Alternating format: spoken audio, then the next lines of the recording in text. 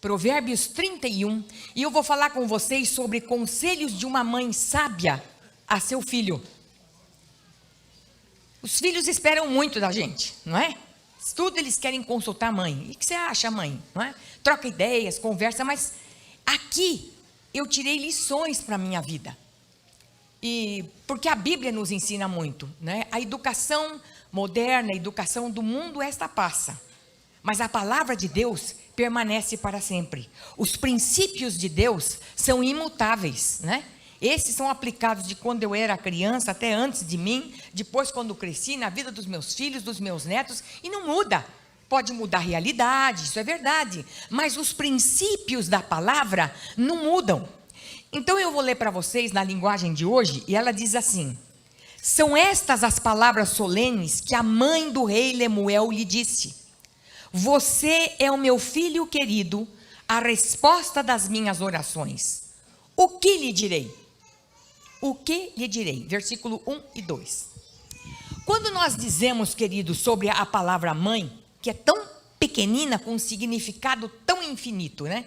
Quando a gente lembra da palavra mãe, a gente lembra de amor sacrificial. Faz qualquer negócio pela gente, não é? Ela renuncia, ela passa às vezes dificuldades para dar para a gente aquilo que a gente queria, ela está sempre disposta a ouvir, ela é batalhadora. Então, o que nós sempre pensamos da nossa mãe é justamente isso, um amor sacrificial, porque tem amor, tem dedicação, tem renúncia, tem força, tem sabedoria, tem aconchego, tem tudo. E vocês já notaram que beijo de mãe é mágico? Beijo de mãe cura qualquer ferimento que filho tem. Eles vêm pequenininho, ai mamãe, caí, machuquei. Você vai lá falar, dá um beijo, pronto, já sarou. É assim, não é? Então a gente nota, está sempre ali com aquele colo pronto, esperando o filho para recebê-lo. As suas mãos, né? Nós temos duas mãos, mas nós fazemos tantas coisas com essas mãos. Nós carregamos a bolsa, o celular, carregamos o filho, nós damos sinal para o ônibus, deixamos o filho na escola, olhamos bem se está tudo em ordem e depois a gente vai para o trabalho. Não é assim? Fazemos tantas coisas, né? Somos corajosas e sábias. E assim, nós sempre temos histórias. Ainda quando não temos, a gente inventa. E o filho crê que é verdade. Minha mãe falou, eles creem absolutamente que a palavra da mãe é a palavra final. Né? São fortes, muitas vezes não é no físico, mas na sua palavra, na maneira de ser, mesmo sendo bravas, tem uma palavra amorosa, doce. É um contexto em que a gente sabe que tem amor. Mesmo corrigindo a gente, nós sabemos que tem amor. Né? Eu fui muito corrigida. Não fui flor que se cheira, não. Era muito curiosa, muito atenta, queria saber tudo, sabe aquele queria tudo, e por quê, e por quê, e por quê, e por quê? Minha mãe, coitada, acho que muitas vezes ela cansou disso, né? Porque há filhos que são mais calados, mas tem outros que realmente perturbam a gente com tanto porquê, por quê, por quê, por quê, por quê? E muitas vezes o meu porquê me levava a experimentar coisas que eu desobedecia e eu tinha que ser corrigida. Mas mesmo na sua correção, na sua palavra, na sua firmeza, na sua energicamente, mas eu sentia amor. Eu sentia que ela me amava. E tinha confiança absoluta nela. E nos seus conselhos e o que ela dizia para mim. Então, eu estava vendo esses dias que uma coisa que saiu na internet que dizia assim: ignore tudo, mas não o conselho de mãe. Porque conselho de mãe é aviso de Deus. Conselho de mãe é aviso de Deus. Já notou isso? Você às vezes está meio perdido lá nas suas coisas, toda mãe fala, olha, cuidado com isso. Você toma aquilo, olha, puxa vida, Deus está me avisando desse tipo de coisa. Está usando minha mãe para fazer isso. Então, essa palavra é tremenda, é maravilhosa. Né? Mãe. E que isto veio do Senhor. Ele nos capacitou a gerarmos. Glória a Deus por isso. Eu estava vendo o seguinte, que no hebraico, essa palavra mãe tem um significado muito importante. Mãe, ela é dividida em duas palavras, que diz Aleph, que quer dizer força e autoridade, e Maim, que quer dizer, que representa a água. Por quê? O que isso quer dizer? Os judeus faziam o seguinte, quando eles matavam um animal, eles aproveitavam a pele do animal para fazer uma coisa chamada cola. O que eles faziam? Eles colocavam num tacho a pele do animal, e essa pele, quando ela ia se desfazendo, ela se formava assim como uma gosma, um líquido gosmento branco que subia, e eles pegavam aquilo e usavam para tudo, porque era uma cola muito forte. E na linguagem deles, mãe quer dizer isso, é alguém que tem uma ligação muito forte. Ela consegue que, ainda que os filhos sejam diferentes um do outro, ela consegue colocar todos ao redor da mesa. Já notou isso? Quem coloca os filhos ao redor da mesa é a mãe. Porque a mãe é o elo que une o pai, os filhos e a família. Já notou que às vezes a mulher pode casar com alguém descabeçado, alguém viciado, alguém que às vezes não trabalha, que tem dificuldades, vem de um contexto terrível, mas se esta mulher for uma mulher sábia, ela consegue trazer a sua família, consegue trazer aquele marido que muitas vezes a gente vê, olha, ele está ali sentadinho já junto com ela, né? Também louvando e bendizendo ao Senhor, aceitou o Senhor Jesus como Salvador. Você vai perguntar para ele e falar, por quê? Eu devo tudo isso à minha esposa, porque a minha esposa foi valorosa. Então, esta capacidade é o Senhor que faz isto. Então, nós somos como esta cola. Cada vez que você lembrar quem você é, lembre-se de que você é uma cola maravilhosa, que Deus colocou força, autoridade em você para que isto aconteça na sua família. Sabe, queridos, hoje muitas vezes não estamos tanto dando valor aos nossos filhos, porque nós estamos muito ocupados com outras coisas, na nossa agenda. O mundo que nós estamos vivendo é um mundo muito rápido. Já notou? Amanhece o dia, daqui a pouco você olha, já foi o dia. Já foi o dia. Você fala, nossa, não fiz nada. Não tinha que ter 24 horas, tinha que ter 48 horas. Porque não deu para fazer nada. Puxa, vou ter que fazer isso amanhã, não é? Porque passa muito rápido. E com isso, nós parece que estamos dando pouco tempo aos nossos filhos. E sabe quando é que nós vamos perceber isso? Quando eles casam e vão embora de casa. Aí a gente fala, puxa, perdi aquela oportunidade. Puxa, perdi por estar junto. Por que aquela vez quando ele me chamou, que ele queria ficar comigo, eu falei, não, mas agora eu não posso, eu tenho outras coisas para fazer. E a gente bate um arrependimento lá dentro da gente e fala, Senhor, perdoa por isso, né? Porque a gente não precisava agir dessa maneira. Mas esse versículo aqui, sobre os filhos são herança do Senhor. O Salmo 127, 3, fala o seguinte, que os filhos são herança do e o fruto do ventre, o seu galardão.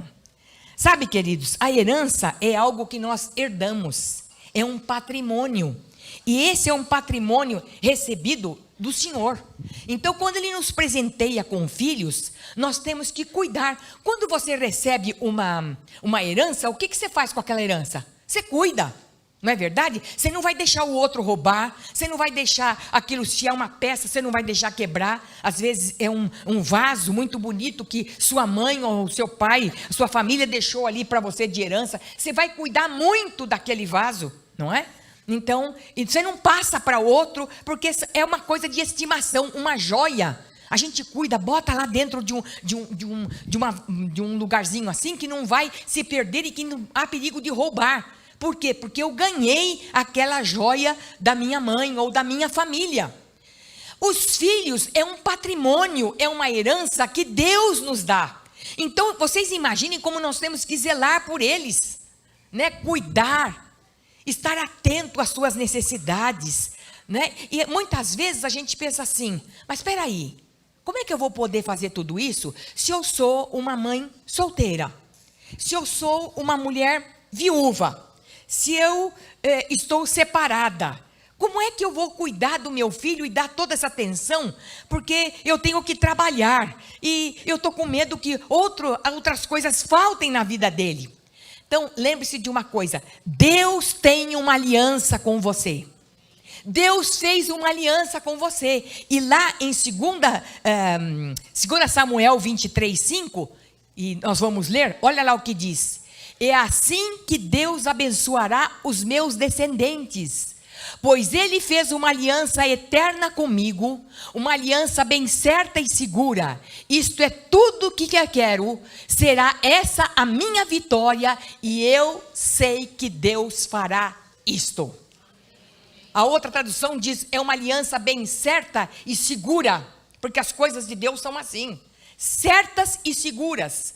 Ainda que eu esteja só, ainda que eu fiquei sozinha, que eu sou uma mãe solteira, ou que eu fiquei viúva, ou que eu estou separada, a minha condição é difícil, o meu lar não está tão como perfeito para o Senhor, não importa, mas Ele tem uma aliança individual com você, e Ele vai abençoar a sua geração por causa disso, outras que não têm um marido convertido. E diz, mas pastora, como é que eu vou fazer? Porque eu falo uma coisa e ele diz outra. O meu marido não tem o entendimento da palavra que eu tenho. Fique tranquila. Não crie inimigo, não crie inimizade dentro de casa. Guarde, ganhe seu marido pelo silêncio, pela sua maneira de ser, pelo seu comportamento. Não pelas tanto falar. Que às vezes a gente fala muito. A Bíblia diz que quem muito abre sua boca, coloca a sua alma em angústia. E eu costumo sempre dizer isso para mim. E dizer isso também para as mulheres. Cuidado. Porque naquela coisa que a gente tem de querer mudar. E querer ver a coisa mudando. E que tem que acontecer. Porque eu não estou vendo. E eu estou falando. E não está vendo. Às vezes a gente mete os pés pelas mãos. E sabe o que Deus diz? Olha bem para nós. Diz assim. Você não está confiando de que eu estou olhando.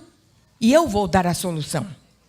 E a gente entra num estresse. Que a gente acaba ficando doente. Porque a gente acha que nós é que vamos resolver a situação. E não é. Quem vai resolver a situação é o nosso Pai. Nosso Pai. Eu tenho tido tantas experiências com isso. Tantas coisas. Que às vezes coisas que eu gostaria de ter mudado e visto na minha vida. No meu marido, nos meus filhos. Na casa deles e tudo. Não vou falar não. Eu vou falar para aquele que conhece todas as coisas. Pai, o senhor está vendo?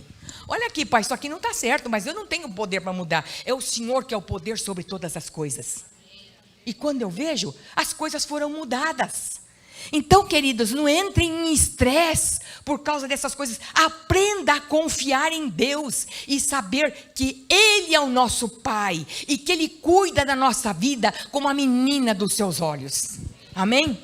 Então, nós começamos a ver o seguinte.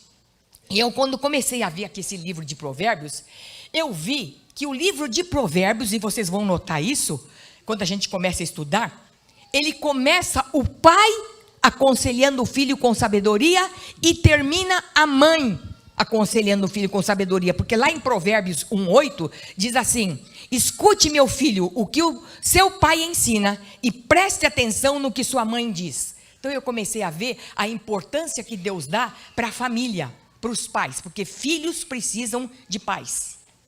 Se filhos não têm o pai, mas tem a mãe.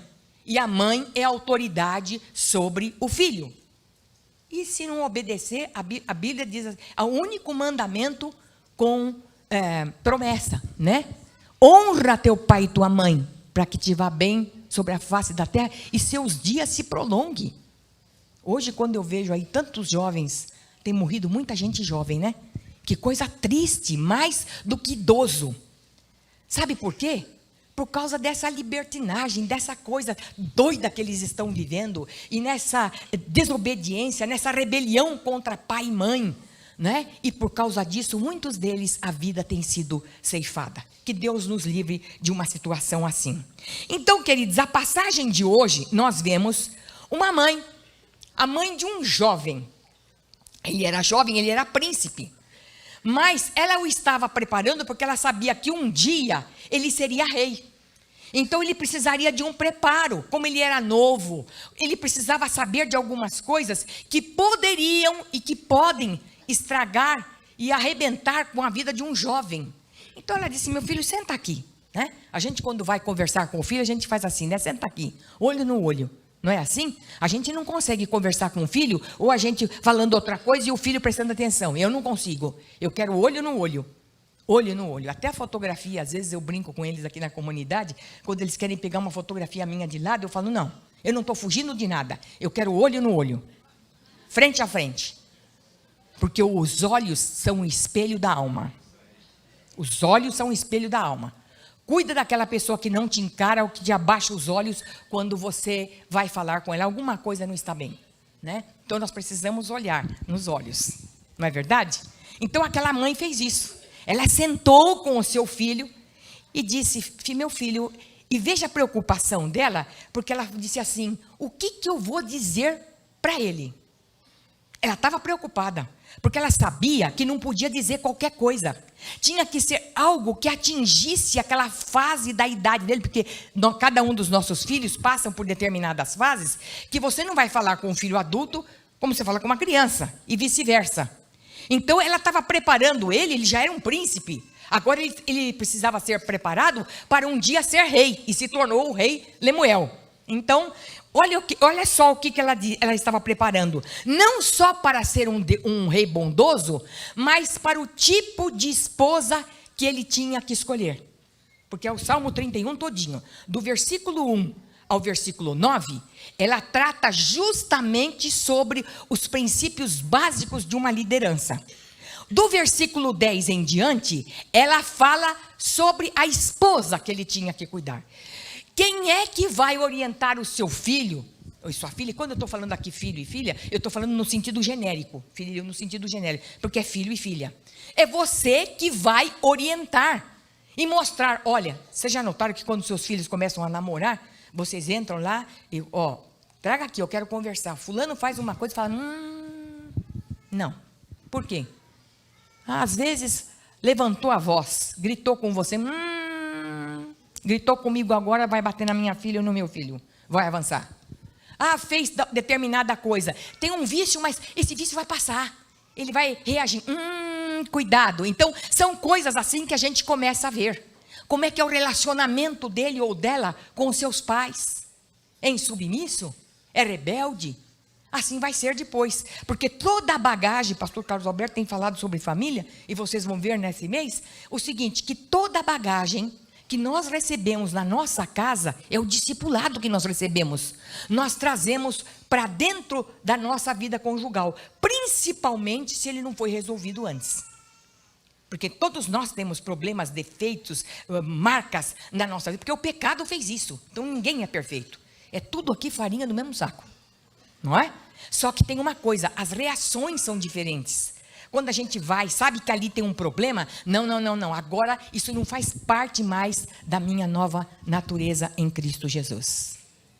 São coisas que nós temos que lutar quase que diariamente com essas coisas. Porque de repente aparece uma coisa lá que você fala, isso aqui não faz parte da minha vida mais não. Não é? Por quê? Porque o Espírito vai dando para nós o discernimento. Então, queridos, é mãe e pai. Mas aqui mais no sentido da mãe, porque era ela que estava aconselhando o seu filho, de saber como é que ele ia ter que escolher.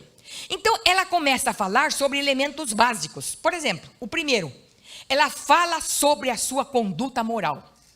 É Provérbios 31, 3, que ela diz assim, não gaste toda a sua energia, nem todo o seu dinheiro com mulheres, pois até reis já se destruíram assim.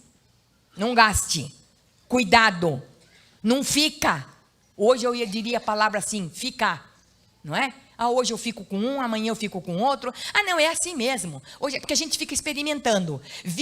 Tem uma vida pré-conjugal, porque eu preciso experimentar. Se der certo, eu fico com ele ou ela. Se não, fui. Vocês já ouviram essa conversa? É assim. E se destroem. Porque vida conjugal não se constrói assim.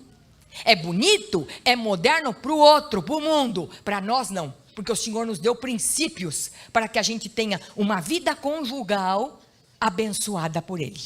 Por isso que os casamentos hoje em dia, a maior parte casa dali 2, 3 meses, eu não vou ficar mais junto. Claro que não vai ficar. Quando você vai ver a vida conjugal que eles já estavam levando antes do casamento, é assim. E quero confessar para vocês, que às vezes eu fico triste quando vem no meu ouvido, às vezes jovens nossos, que saem das nossas reuniões para encontrar com as suas namoradas e namorados em motel, ou passar a noite junto. Eu digo, acabou. Este casamento praticamente já está destruído. Como que a senhora pode falar isso? Porque é como 2 mais 2 é 4, porque quebrou um princípio. Quebrou-se um princípio. Então, queridos, somos nós que temos que orientar os nossos filhos. E ela então falou, e ela lembrou dele do seguinte, lá em 1 Reis 11, de 1 a 4, fala sobre Salomão. Salomão foi um rei maravilhoso, inteligente, sábio, o homem mais sábio na face da terra. Mas Deus tinha dado uma ordem para ele, para não casar com as mulheres amonitas, estrangeiras, edonitas, enfim, toda aquela mulherada estrangeira não é para casar. Por quê? Porque ela vai te afastar dos costumes, dos princípios, das verdades e da fidelidade de Deus. E o que ele fez? Ele simplesmente teve 700 mulheres e 300 concubinas. Aonde ele botava toda essa mulherada, eu não sei. Eu não sei. E de vez em quando ele devia de ficar meio doido, hein? Porque vocês já imaginaram esse bando de mulher falar no ouvido? Isso não é fácil, gente. Né? Não é fácil. Mas ele... E o que aconteceu? A Bíblia fala que ele se afastou do Senhor. Ele se afastou. E Deus só não tirou o reinado dele, porque Deus tinha uma aliança com o seu pai. E a Bíblia diz que ele não foi fiel como o seu pai Davi foi. E por isso que não foi tirado dele, por causa da aliança. Porque o que me encanta na palavra de Deus é o pacto, é Deus de pacto e de aliança. Não importa o que muitas vezes nossos filhos façam, o erro que eles cometem, mas é bem aquilo como ele falava com Davi. Nem que for debaixo de vara, de correção, mas ele vai trazer, mas não vai faltar quem ocupe o trono de Davi. Porque a aliança de Deus é imutável. Por isso, mãe, você não precisa ficar preocupada de dizer, estou só, não consigo, está numa rebelião tremenda. Mas lembre-se de uma coisa, o Senhor está com você e tem uma aliança firme com você. Amém, queridas? Glória a Deus por isso. Vamos aplaudir mesmo esse Deus poderoso. Glória a Ele por isso. Me encanta a palavra, me encanta. De saber que é um Deus que eu posso confiar totalmente, porque Ele vai fazer. A palavra que Ele diz, não terão filhos para perturbação, e não trabalharão em vão. Todos os teus filhos serão discípulos do Senhor, e a paz dos teus filhos será abundante. Cada vez que eu tenho às vezes lutas, dificuldades com meus filhos, que também passam lutas e dificuldades, mas essa palavra vem à minha mente, e diz, Sueli, não tema nada, porque a paz dele será abundante. E eu estou olhando, eu tenho uma aliança, e esta aliança está vindo, e eu creio nessa aliança, porque o Senhor não quebra aliança conosco, como nós muitas vezes fazemos com os nossos amigos, e outras coisas mais, que a gente desocupa até mesmo entre os cônjuges. Ele não, ainda que a gente tenha falha, que a gente tenha erro, mas a aliança dele vai se cumprir. Amém, queridos? O segundo ponto aqui, ela alerta sobre vícios. Provérbios 31, 4 diz assim, escute, Lemuel, os reis não devem beber vinho, nem outras bebidas alcoólicas. Hoje a gente sabe que até as meninas estão bebendo mais do que os meninos. Por que não beber? Porque perde a sobriedade, começa a falar com dificuldade, andar cambaleando, né? Falta equilíbrio, fica eufórico, ou então fica violento, não é? Não tem controle sobre seus próprios atos. Então perde todo o equilíbrio que tem que ter. Vocês já notaram quando vocês veem uma pessoa bêbada? Não precisa muito não. Se a pessoa toma uns goles a mais, que você já nota que o olho dele já ficou meio vermelho, não é verdade? E já começa a dizer bobagem. Já começa a ser palhaço. Até dizem, né? Que começa primeiro a ser palhaço, depois leão. Tem as 3 fases do bêbado. Por quê? Que tristeza. Que tristeza quando a pessoa bebe e chega numa casa não sóbrio. Quantas mulheres muitas vezes vêm falar comigo e diz, pastora, eu não aguento mais. Porque às vezes está aquele ambiente de paz na minha casa, meu marido chega completamente bêbado. E aquilo traz angústia ao coração dos meus filhos. Vocês já notaram que, podem notar que os filhos das pessoas alcoólatras são totalmente inseguras. Por quê? Por quê? Do medo que viviam, da insegurança que viviam, de ter um pai muitas vezes que entrava dentro de casa violento, ou de uma mãe que muitas vezes bebe, não é? Terceiro, senso de responsabilidade. O Provérbios 5, 6 aqui diz o seguinte: quando eles bebem, não lembram das leis e esquecem os direitos dos que são explorados. As bebidas alcoólicas são pários para aqueles que estão morrendo ou para aqueles que estão na miséria. Quem está desiludido da vida, é isso que ela quis dizer. Está desiludido da vida, já não aguenta mais essa vida, então eles vão beber. E Eclesiastes 10, 17, e isso eu quis, inclusive, quando eu li isso, eu pude aplicar na nossa nação brasileira, que diz o seguinte: um país vai bem quando quem o governa toma suas próprias decisões. As autoridades sabem se controlar, comem na hora certa e não bebem demais. Aplica-se ou não na nossa nação? Preciso falar mais? Tem controle próprio, tem domínio próprio. Os líderes precisam ter domínio próprio, porque a Bíblia diz que a pessoa que não tem domínio próprio é como uma cidade sem muros, quer dizer, a qualquer hora pode entrar os inimigos e destruir.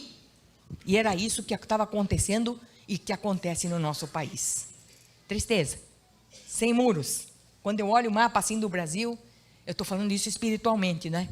Mas quando eu olho o mapa do Brasil, eu vejo as fronteiras abertas, entrando drogas, entrando dinheiros ilícitos, mães desesperadas, correndo porque perdeu o filho para as guerrilhas, perdeu o filho para as drogas, para o traficante, filhos mortos a bala e outras coisas mais. Posso ver aquela corrida, aquela aflição, o povo correndo de um lado para o outro, e muitas vezes olhando um para o outro, e nós olhamos assim, e agora quem? Como é que esse país vai entrar no rumo? Porque Deus está olhando para a nação brasileira, Deus está olhando para a nossa nação, Deus está olhando para as nossas famílias, Deus está olhando para o pobre, para o oprimido, para o que está em dificuldade. Ele está olhando, e Ele vai colocar sobre nós, homens e mulheres, que governem segundo os seus propósitos. Eu creio isso, tenho falado isso com o Senhor, e precisamos profetizar isso, não só ver a desgraça, o que está acontecendo, não, mas saber, o Brasil pertence ao Senhor Jesus Cristo. Amém? Amém, queridos. O quarto aqui, queridos, é fuga da realidade. O versículo 7 diz que eles bebam e esqueçam dos seus pobres, que são pobres e infelizes. Eu bebo para relaxar. Eu bebo para relaxar. Você já não ouviu isso? Eu estou chegando cansado do meu serviço, agora então eu tomo um traguinho assim, e eu vou relaxar. Vai relaxar do quê? Vai fugir dos problemas que está vivendo. Não vai relaxar. Vai fugir. E era isso que aquela mãe dizia: meu filho, não faça isso, não fuja da realidade, encare o problema de frente, veja a situação, porque quando você beber, você vai perder a lucidez. Era tudo isso, a preocupação daquela mãe. E o quinto aqui é a conduta para ele cumprir o seu dever, porque lá no versículo 8 e 9 diz assim: fale a favor daqueles que não podem se defender, proteja os direitos de todos os desamparados, fale por eles e seja um juiz justo, proteja os direitos dos pobres e dos necessitados. E eu lembrei aqui que no Salmo 72, se você quiser me acompanhar, no versículo 1 ao versículo 4, é uma oração em favor do rei. E é uma oração que a gente deve fazer em favor das nossas autoridades também. Diz assim, ó Deus, ensina o rei a julgar de acordo com a tua justiça. Dá-lhe a tua justiça para que governe o teu povo com honestidade e trate com justiça os explorados. Que haja prosperidade no país, pois o povo faz o que é direito. Que o rei julgue os pobres honestamente, que ele ajude os necessitados e derrote os que exploram o povo. Amém? E derrote os que exploram quem? O povo. Quantas vezes o nosso povo tem sido explorado? Quantas vezes? Precisamos orar pelas nossas autoridades, mostrar para eles que no meio da confusão lá das leis que eles querem aprovar e tudo, o Senhor pode colocar a sua luz e fazer coisas justas. Eu sei que isso não é fácil, né? Cristão na política não é para fazer politicagem. Cristão é para cuidar daquele que precisa e é necessitado. Agora, diante de tudo isso, eu fico pensando, agora eu como mãe, como é que eu posso proceder para dar uma instrução dessa para o meu filho? Isso aí não se faz da noite para o dia, hein? Isso aí é uma coisa cuidada, criada, regada, devagar, cada dia um pouco. É uma aproximação. Então, o primeiro ponto aqui, queridos, é cultivar um bom relacionamento com eles. Cultive isso. Efésios 6:4 diz o seguinte, que nós não devemos tratar os nossos filhos com irritação. Quer dizer, porque quando a gente trata com irritação, nós desanimamos. Por exemplo, só criticar. Você não presta mesmo. Você não sabe mesmo. Você é burro mesmo. Olha aí o que você fez. Você está banada, hein? Que você derrubou tudo. Então, estas coisas desanimam. Derrubou um copo d'água, um copo de coisa na mesa, né? Tá tudo bem, passa um pano aí, coisa de criança, acontece. Vamos trocar, vamos fazer isso, vamos fazer aquilo. Então, nós precisamos ser comedidas naquilo que nós fazemos. Não tratá-los com irritação. Ter um relacionamento próximo a eles. Abordar com eles todo e qualquer assunto. Não, isso aqui eu não vou falar. Sobre sexo, eu não vou falar. Eu estava conversando com um líder nosso ontem, que ele estava dizendo, pastor, a senhora não sabe o número de problemas na vida dos nossos casais sobre sexo. Sabe por quê? Porque a igreja deixou de falar sobre isso, porque é um tabu e é pecado. Quando foi criado por Deus. Aí começam a aprender de maneira errada lá fora. E aí querem trazer para dentro do casamento, e vocês não sabem a confusão que dá. Mãe tem que falar sobre todos os assuntos com seus filhos. Seja o meio pelo qual você leve-o a Cristo. Não é o professor da escola dominical, não é o líder de GECEM, não é o pastor, é você. Eu conheci ao Senhor pela minha mãe. Pela minha mãe. Fome que ela tinha da palavra, a sede que ela tinha, e mostrava a beleza do evangelho. A primeira pessoa e única que eu ouvi falar do céu tão lindo foi a minha mãe. Ela descrevia o céu, que um dia eu disse para ela, eu quero ir para lá hoje. Não, peraí, porque era maravilhoso, vocês não têm noção. Não tem pintura que pinte igual. Ela arrumava ruas de ouro, a porta uma era de pérola preciosa, a outra era de rubi, e papapá, ela fazia, eu falava, e aí? E eu vivia aquilo, eu vivia. Então, parece que não, mas todas essas histórias, esses princípios, foram entrando e foram ficando tão enraigados na minha vida, que hoje a minha paixão pela palavra e pela oração, é justamente por causa disso. Lá atrás foi trabalhado. Lá atrás. Seja amorosa, seja firme, mas amorosa, ponderada. Mães omissas, não pensam que vocês vão colher alguma coisa. Vocês vão colher rebelião, vocês vão colher problemas para a vida de vocês. Você pode mostrar firmeza com amor. Você pode fazer isso, não é? A Bíblia diz que, lá no Salmo 128:3, que os nossos filhos são comparados a plantas de oliveira, que dão fruto, azeite, sombra. Mas se você quer receber sombra do seu filho, se você quer receber, isso quer dizer de paz, de tranquilidade, você precisa exercer a sua firmeza, que Deus te deu. Que Deus te deu.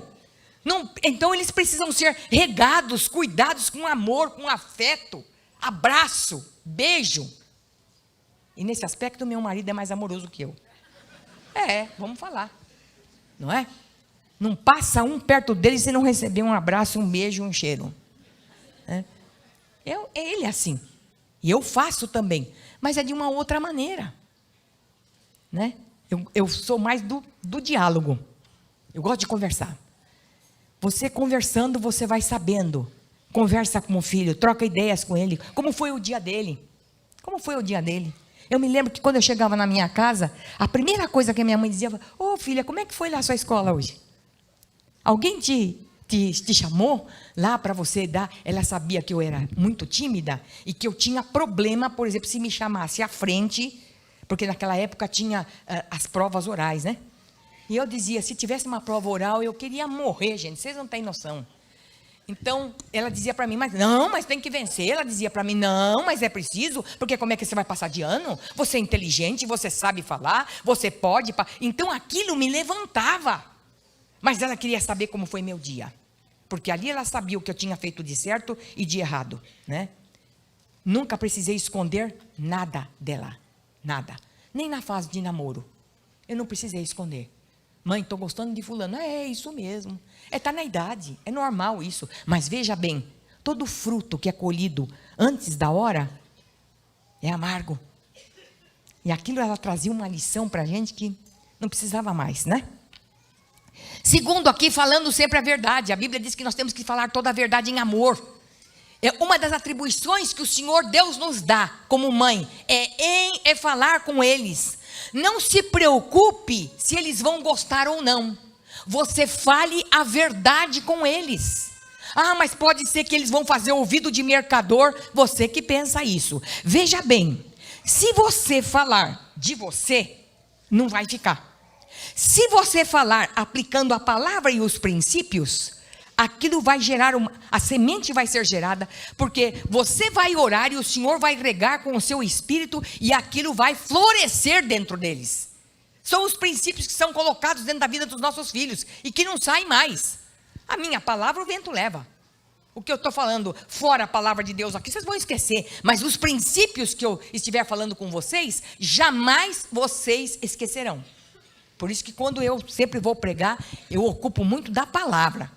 Eu vejo às vezes o pessoal contando muita historinha por aí. Não, eu posso falar exemplos e coisas que aconteceram, mas para mim o foco principal aqui é a palavra de Deus. O terceiro, queridos, fale do seu amor a Deus.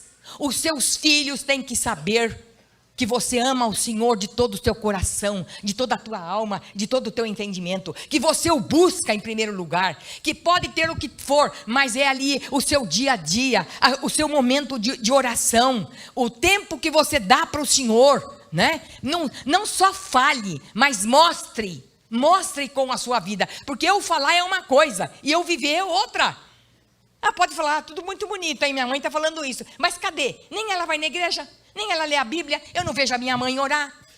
É isso que eles vão falar. Agora, quando eles vão saber que você leva a sério, eles vão levar a sério também a vida cristã. Então, mãe, não esqueça disso.